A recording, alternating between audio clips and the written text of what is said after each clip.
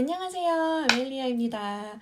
오늘은 학교마다 다른 ESL 수업 방식에 대해서 몇 가지 말씀을 드려볼까 하는데요. 제 여러 영상에서 말씀을 드렸었지만 학교마다 ESL 수업 방식이 다른 이유는 교장 선생님이 다르게 학교를 운영하셔서 그래요. 그래서 어떤 학생들은 그냥 자기 개인 교습처럼 ESL 수업을 받기도 하고 어떤 학생들은 아예 ESL 반에 소속이 돼서 수업을 받기도 합니다. 첫 번째 메소드는 pull-out 메소드예요. 뭘 하는 거냐면 이제 아이가 각각 이제 소속되어 있는 반이 있잖아요. 그 반에 소속이 되어가지고 다른 친구들하고 같이 소셜 스터디스도 듣고 짐 클래스도 듣고 하다가 영어 시간 probably, 그러니까 아마도 영어 시간에 빼나갈 거예요. 영어 시간이 되면 아이한테 ESL 선생님이 너랑 공부할 거야 이리 와 해가지고 아이만 따로 나가서 ESL 선생님하고 공부하는 거예요. 이 방법은 아예 이제 학교의 상주에 계시는 ESL 선생님이 한 분, 두 분 정도 계시고요. 그 학교의 ESL 학생들이 얼마나 많느냐에 따라서 장점하고 단점이 좀 결정이 돼요. 만약에 그 학교에 ESL person이 우리 아이뿐이다. 그럼 너무 좋겠죠. 완전 1대1 개인 교습인 거예요. 그 선생님이 우리 아이한테 맞는 방법 찾아가지고 아이가 부족한 게 리딩이다 그러면 1시간 동안 리딩을 같이 해주실 수도 있고 그런 방식으로 진행이 되는데요. 하지만 그런 경우는 흔치가 않죠. 그래서 선생님이 1반에서 1명, 2반에서 1명 이런 식으로 여러 명을 이렇게 데려오세요. 그래서 이 아이들이 모두 다 같은 레벨일 경우에는 같이 그룹 레슨을 진행을 하시고 그렇지 않을 경우에는 각각의 학생마다 어사이먼트라든가 태스크를 주신 다음에 같이 선생님이 도와주는 방식으로 진행을 합니다. 근데 이제 아이들이 저학년 아이들도 그렇고 고학년 아이들도 그렇고 유학을 갓 오거나 그러면 영어를 아예 못 알아듣잖아요.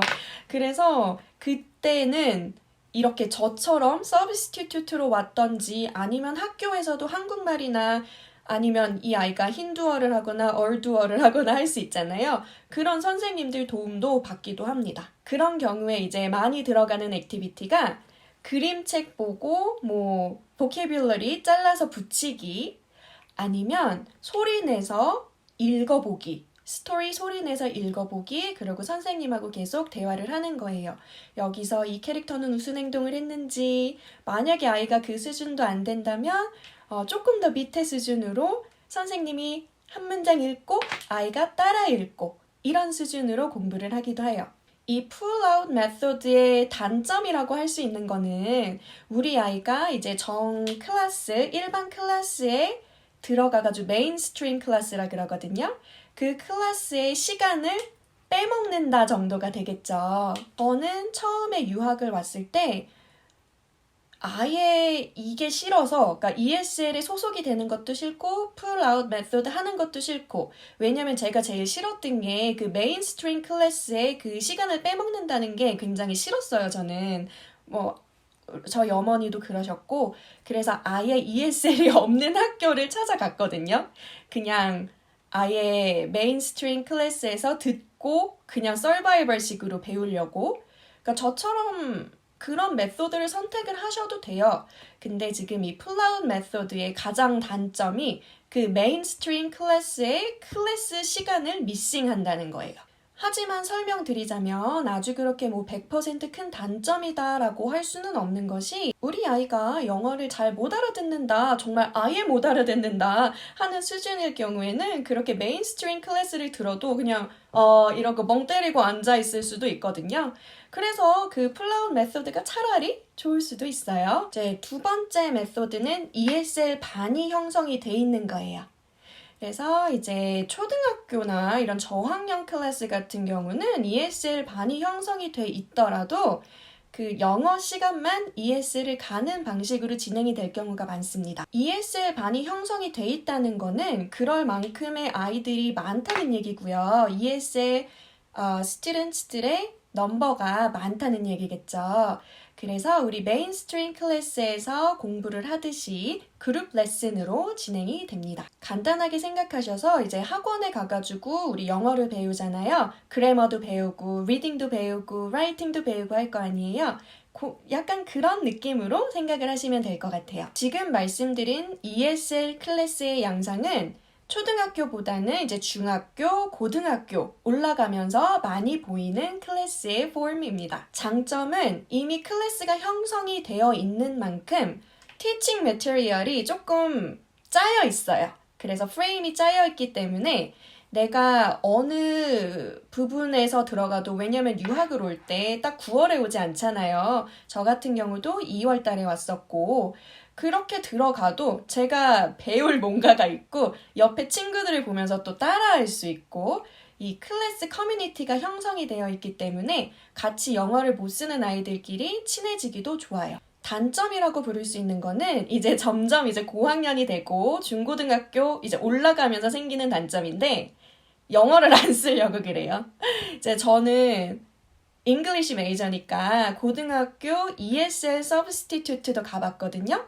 그러니까 ESL 반을 제가 가르친 건데, 중국 아이들은 보통 그럼 중국 아이들끼리 모여있고, 콜롬비아 아이들은 콜롬비아 아이들끼리 모여있고, 이런 식으로 고등학교에 가면 특히 더 인종끼리 모여서 앉게 되고, 그렇게 되면 어떻게 되겠어요? 당연히 자기 나라 언어를 쓰는 게 편하겠죠. 그리고 그 나이쯤 되면은 좀 부끄럽단 말이에요. 영어 잘 못하는데 영어 막 쓰는 게. 그래서 그게 제일 단점이에요. 그리고 사실 고등학교 ESL 클래스 정도 되면 선생님이 그것도 너무 막 뭐라 그러지는 않아요. 대신에 이제 약간의 룰을 정해두죠. 공부 시간에는 영어만 쓰기. 이런 식으로. 그 외의 시간은 너네들이 하고 싶은 대로 해도 괜찮아. 이런 식으로 많이들 하세요. 그래서 결국에는 점점 더 학년이 올라가고 점점 나이가 먹어서 중고등학생이 될수록 자기가 정신을 똑바로 차려야 서바이브 할 수 있는 거예요. 이렇게 ESL 클래스를 듣게 되면 ESL에서도 크레딧이 주어지기는 해요.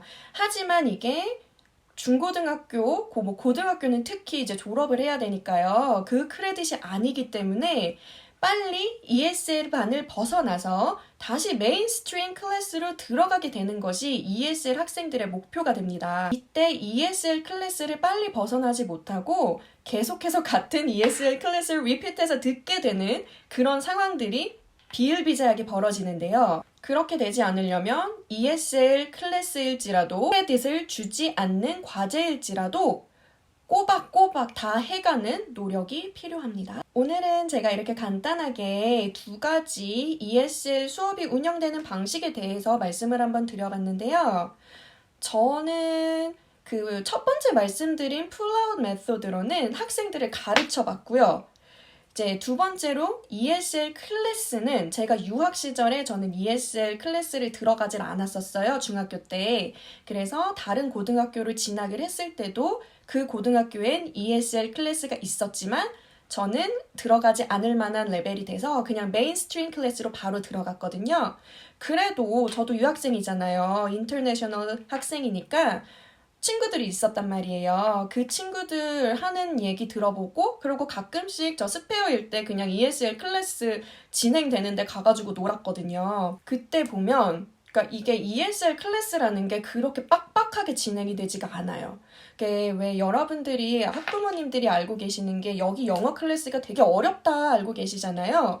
그러니까 그 영어 클래스를 하려고 준비를 하려고 해주는 클래스임에도 불구하고 아이들이 굉장히 재밌게 잘 놀고 있어요. 무슨 말이냐면 선생님이 어사이먼트를 주세요. 그러니까 리딩을 하라고 이제 스토리를 던져주시는데 그럼 당연히 이게 읽고서 독해할 시간이 필요하죠. 특히 더 필요하죠. 영어를 잘 모르니까. 그렇게 하라고 한 교시 자체를 주신단 말이에요. 학생들한테 시간을. 근데 다들 딴짓하고 놀고 있다는 거.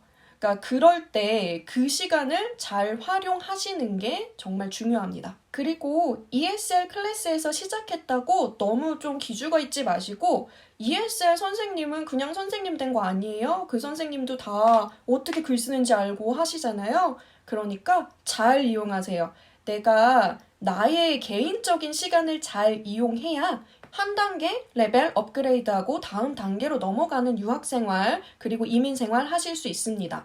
영어라는 게 그냥 느는 게 아니에요. 분명히 자기 노력이 필요합니다. 그리고 또 이제 초등학교 저학년, 저학년, 고학년 이제 학부모님들한테 해드리고 싶은 말씀은요. 제가 11월에 올렸던 비디오에서도 말씀드렸지만 캘거리 노스 이스트의 학교 같은 경우에는 한 반이 다 거의 ESL 키드가 될 경우도 있기 때문에 그런 학교들 같은 경우에는 영어 수업인데도 ESL처럼 진행이 될 경우가 있어요.